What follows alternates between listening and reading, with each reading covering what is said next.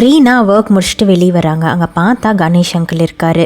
ரீனாவோடையும் விஜயோடையும் அவங்க வீட்டுக்கு வந்த கணேஷ் அங்கிள் ரீனா கிட்ட, என்னம்மா என் மேலே உனக்கு இன்னும் கோவம் போகலையா அப்படின்னு கேட்க, அதுக்கு ரீனாவோ, என்னோட அப்பா யாருங்கிற உண்மையை நீங்கள் கூட மறைச்சிட்டிங்கல்ல, அதனால் நீங்கள் ஒன்றும் எனக்கு ஸ்பெஷலாக இல்லை, நீங்களும் மற்றவங்க மாதிரி தான் அப்படின்னு சொல்லிடுறாங்க. ஆனால் கணேஷ் அங்கிளோ ரீனாவை பார்த்து, இல்லைம்மா உங்கள் அப்பா யாருன்னு எப்போ உனக்கு தெரியுமோ அப்போ தான் எனக்கும் தெரியும் அப்படின்னு சொல்ல ரீனாக்கு இப்போ மனசு சமாதானம் ஆகுது. கணேஷ் அங்கிளும் நான் அவங்க கூட கொஞ்ச நாள் தங்கலாமா அப்படின்னு கேட்க, உடனே ரீனாவோ, நீங்கள் அர்ஜுனை பற்றியும் ரதியை பற்றியும் பேசாமல் இருந்தால் இந்த வீட்டில் எவ்வளோ நாள் வேணாலும் நீங்கள் தங்கலாம் அப்படின்னு சொல்ல கணேஷ் அங்கிளும் அதுக்கு ஒத்துக்கிறாரு. ரீனாவோ கணேஷ் அங்கிள் கிட்ட, சாரி அங்கிள் என்னை மன்னிச்சிடுங்க, இவ்வளோ நாள் உங்கள் கூட நான் பேசாமல் இருந்திருக்கக்கூடாது, தப்பு என்னோட தான் அப்படின்னு மன்னிப்பு கேட்குறாங்க. அங்கே காலேஜில் அர்ஜுன் மேலே ஒரு பொண்ணுக்கு க்ரஷ் வருது. அந்த பொண்ணும் அர்ஜுன்கிட்ட பேச எவ்வளவோ முயற்சி பண்ணுறா. ஆனால் அர்ஜுனும் அந்த பொண்ணை கட் பண்ணிவிட்டு, எனக்கு இந்த காலேஜில் யாரோட ஃப்ரெண்ட்ஷிப்பும் தேவையில்லை, நான் பாட்டுக்கு அரியர் கிளியர் பண்ணிவிட்டு இங்கேருந்து போய்கிட்டே இருப்பேன், அதனால் நீ உன் படிப்பில் கவனம் செலுத்து அப்படின்னு சொல்லிட்டு அவர் பாட்டுக்கு போயிடுறாரு. ரதி ஹாஸ்பிட்டலுக்கு திரும்பி வராங்க. ராக்கி வந்து சில ஃபைல்ஸ் எல்லாம் ரதி கிட்ட கொண்டு வராரு. உடனே ரதி வந்து ராக்கி கிட்ட, என்ன ராக்கி இன்னும் நீ என் மேலே கோவமாக இருக்கியா அப்படின்னு கேட்க, அதுக்கு ராக்கியோ, அதெல்லாம் எதுவும் இல்லை மேம், அன்னைக்கு ரீனாக்கு ஆக்சிடெண்ட் ஆச்சு இல்லையா, அதில் தான் நான் எமோஷ்னலாக அப்படி பேசிட்டேன், ஆனால் உங்கள் மேலே எனக்கு கோவம்லாம் எதுவும் கிடையாது அப்படின்னு சொல்லிட்டு அங்கேருந்து கிளம்பி போயிடுறாரு.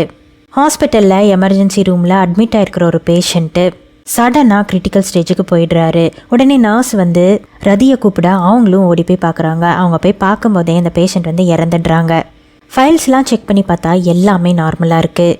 அந்த பேஷண்ட்டு எப்படி எதனால் இறந்தாங்கன்னே ஒன்றுமே புரியலை. உடனே மானசா மீட்டிங்கை கூட்டுறாங்க. ரதி மேலே கொஞ்சம் கோவமாகவும் பேச ஆரம்பிக்கிறாங்க. உங்களோட கேர்லெஸ்னஸ்னால இது நடந்திருக்கலாம் இல்லையா அப்படின்னு மானசா கேட்க, அதுக்கு ரதிக்கு பயங்கரமாக கோவம் வருது. இருந்தாலும் அவங்க அதெல்லாம் கண்ட்ரோல் பண்ணிக்கிட்டு, நான் கேர்லெஸ்ஸாக எந்த வேலையும் பார்க்கல, நீங்கள் ஒன்றும் கவலைப்படாதீங்க, பேஷண்ட்டோட குடும்பத்துக்கிட்ட நான் பேசுகிறேன் அப்படின்னு சொல்லிட்டு கிளம்பி போயிடுறாங்க. ஹாஸ்பிட்டலோட சீஃப் டாக்டர் சரண்யாவை இன்ட்ரடியூஸ் பண்ணுறாங்க. அவங்க ரூமில் ரதி வெயிட் பண்ணிகிட்டு இருக்காங்க. சரண்யா உள்ளே வந்துட்டு, என்னாச்சு ரதி, நான் இன்றைக்கி தான் குடும்பத்தோட நிம்மதியாக கோயிலுக்கு போனேன், ஆனால் அந்த மானசா உடனே கால் பண்ணி வாங்க வாங்கன்னு ஒரே நச்சு, என்ன இஷ்யூ அப்படின்னு கேட்க, அதுக்கு ரதி வந்துட்டு, மேம் ERல ஒரு பேஷண்ட் அட்மிட் ஆயிருந்தார், ஆனால் திடீர்னு அவர் இறந்து போயிட்டாரு, ஆனால் ரிப்போர்ட்ஸ்லாம் நார்மலாக தான் இருக்குது. அதான் மேம் எனக்கு ஒன்றும் புரியல அப்படின்னு சொல்லி ரிப்போர்ட்ஸை காட்டுறாங்க. அதை வாங்கி பார்த்த சரண்யாக்கும் ஒரே குழப்பமாக இருக்குது.